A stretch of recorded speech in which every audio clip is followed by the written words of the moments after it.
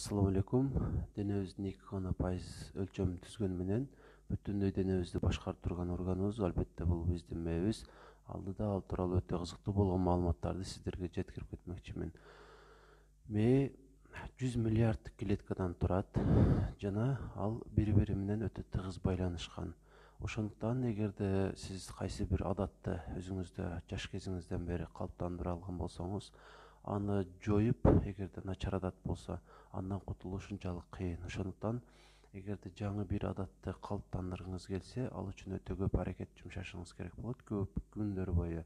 Ошондо гана жаңы нервтик байланыштар пайда болуп, эски байланыштар жоюлат. Жаңы адатты калыптандыруу үчүн жана эски сиз үчүн зыяндуу болгон адаттан арылуу үчүн. Мээ эч качан эс албайт. Керек болсо биз уктап аткан учурда күнүзү жүргөнүбүзгө караганда 2 эсе катуураак иштейт жана күнүнө миллиондогон химиялык реакциялар болуп өтөт. Жана ал жердеги нервтик байланыштарды түзүп турган ошол синапстар деп коебуз. Узундугу 150 000 километрге жетип, жер шарынын узундугунан дагы бир канча эсе чоң. Жана мээ тууралуу дагы айта бере турган болсом, ал 3 мүнөттөн ашуун кислородсуз, кычкылтексиз жашай албайт. Жана ал суусуз дагы көп убакытка чейин жашай албайт, анткени суу ал үчүн негизги азык деп айтсак дагы болчудай. Мээ сүйүүнү бизге сезет. Аны компьютердик томография аркылуу, МРТ аркылуу аныкташкан.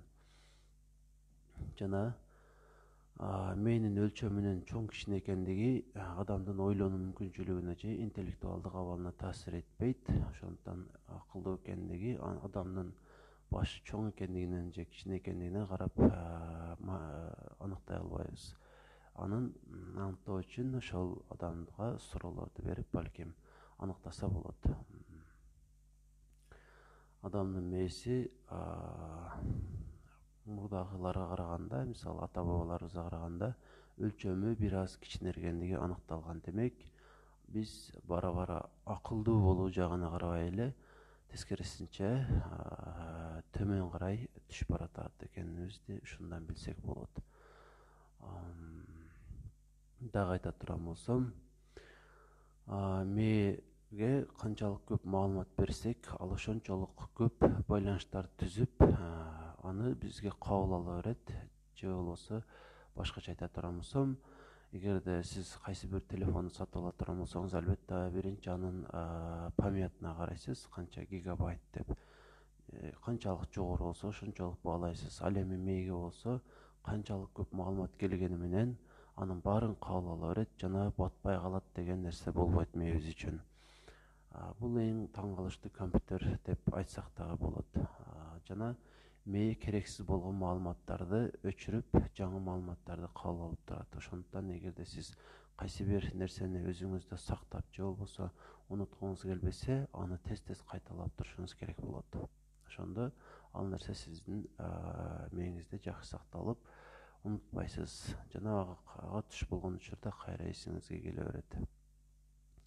Бул нерсе албетте кайсы бир тилди үйрөнгөн адамдар үчүн же болбосо интеллектуалдык жактан өзүнүн ошол керек болгон маалыматтарды сакташына туура келген билим кесиптик тармактар үчүн өтө маанилүү.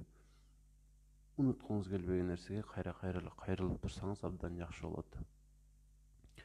Жана дагы айта бере турган болсом, мээге эң жаман таасир эте турган нерселер бул алкогол жана стресс же болбосо сиздин маанайыңызды чөктүрө турган нерселер. Эгерде сиз алкоголду кабыл алган болсоңуз, ал мээ кайра ошол алкоголдун терс зыянынан кутулуш үчүн 2 жума же болбосо 14 күн убакыт керек болот. Ошол убакытка чейин сиздин мээңиз начар иштейт же болбосо өтө зыяндап жүргөн болот. Ошо катары стресс дагы сиздин мээңизге абдан зыяндуу таасир этет. Жана дагы мээге терс таасир эте турган негизги нерселердин бири бул уйкусуздук. Эгерде мээңиз жакшы иштеп турушун жана сизге пайдалуу болгон маалыматтар жеткирип турушун кааласаңыз, албетте ар күнү жетиштүү өлчөмдө уктап туруш керек болот. Жана дагы мээге күнүнө 50 миңге чейинки ойлор келип турат, бирок бул ойлордун 70% зыяндуу болгон ойлор же болбосо сиздин терс эмоцияларыңыздын натыйжасында пайда болгон ойлор. Ошондуктан пайдалуу болгон маалыматтарды тез ошол нерселерге кайрылып туруу сиздин мээңиз үчүн өтө пайдалуу. Жана дагы мээге пайда бере турган нерселер бул пайдалуу тамак аштар, мисалы омега 3, омега 6 майларын кабыл алып туруу өтө пайдалуу. Жана спорт пайдалуу, үйдө да айтып өттүм, уйку пайдалуу, жетиштүү өлчөмдө уктап туруу. Жана дагы мээни эс алдыруу үчүн аткарып аткан ишиңизди отуру алмаштырып турушуңуз керек. Ошондо сиз үчүн өтө пайдалуу болот. Жана дагы бир факт айтып өтөйүн.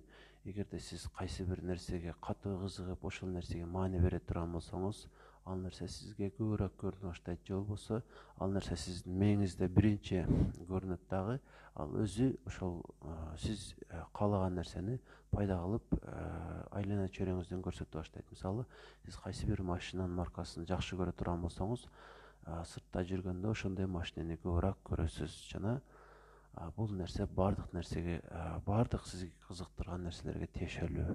Азырча ушулар.